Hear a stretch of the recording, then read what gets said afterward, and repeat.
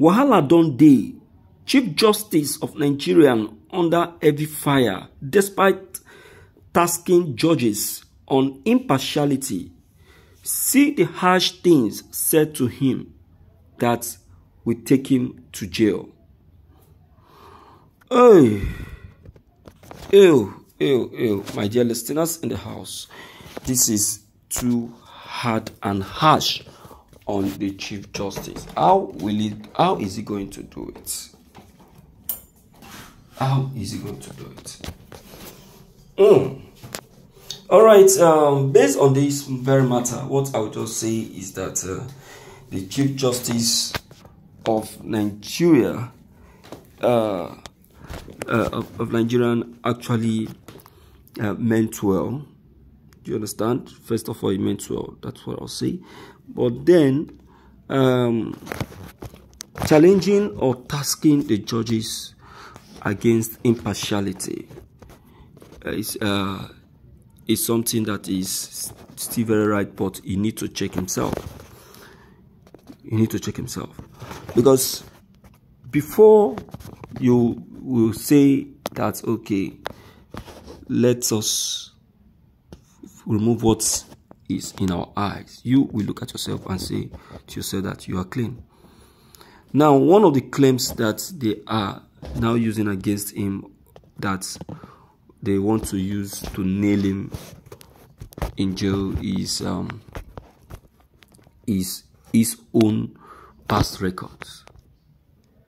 Okay, whereby they are now trying to say, see who is talking. Has he forgotten when he collected this huge sum to grant a particular person freedom?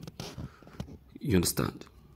This very demands or intervention of his is now pushing him into a very big trouble. Meanwhile, I would say he has really done a very positive move. They have taken a very positive move, and also the action is taken is very much carried, and and also very much acceptable. Let's quickly check the content and see what he actually meant. All right, this is morning news.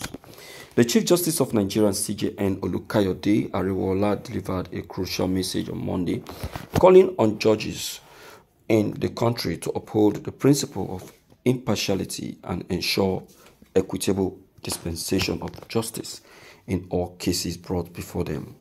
Speaking at the opening ceremony of the National Association of Women Judges in Nigerian Conference, Ariwola emphasized that restoring confidence in the judiciary was contingent upon the eradication of bias.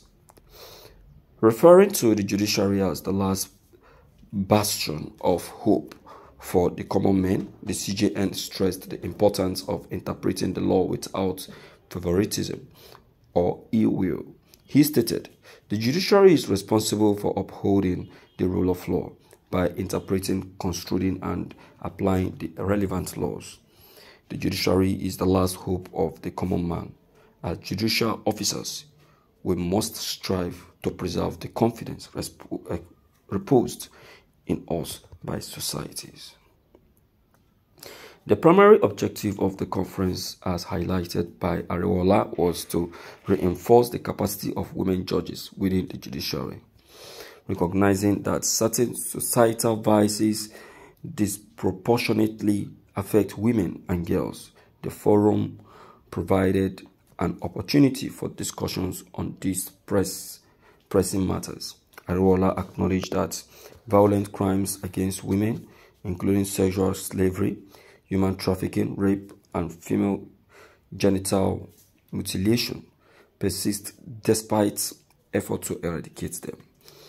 In his address, the CJN drew attention to the pervasive issue of human trafficking, particularly its adverse impact on women.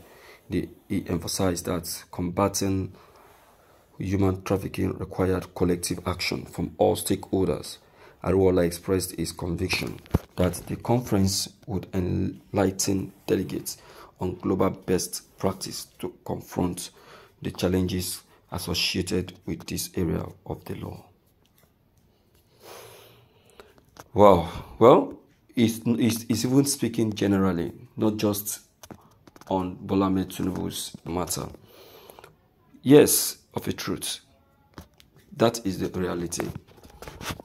You see, Nigerian as a country has been exposed to these crimes that he has just listed. You know, human trafficking, drug trafficking, you know, female, you know, motility and what have you. Things like this supposed to be given justice. So let us, you know, frown at impartiality when it comes to things of this such. Let us uphold that as lawyers. Let's try to uphold that faith and that very oath that was actually taken on the day of your swearing in. You know, because when you took that oath, yes, some persons were before you, but the supreme person that was before you, that took that into record, is God. So you should need to uphold that, get hold of that, especially when you're in court to carry out a defense of someone. Be prone to speak the truth. Okay? Do you understand now? And I'm very sure that you make out a good lawyer. Okay, now that Wähällä have just said this, what is the adverse effect of what he has just said? What effect does it have to this coming swearing in? Well, he's trying to speak indirectly to the judges that will be passing their judgment, you know, on the 26th of May, you know, concerning this very petition of Peter Obi and Tinubu. They're telling them that they must not be impartial. They must be straight. They must be accurate and make sure that what was taken down is what is delivered as a decision making. Okay, they should not be partial. Okay, because they want to favor the other person. So that's why he's speaking on that very conference. So, my dear listeners, now that you've heard this, what is your own take and your advice? Don't forget to leave your comments below the comment section. Click on the subscription buttons as well as the bell buttons to get updated each time we upload any new videos. Thank you.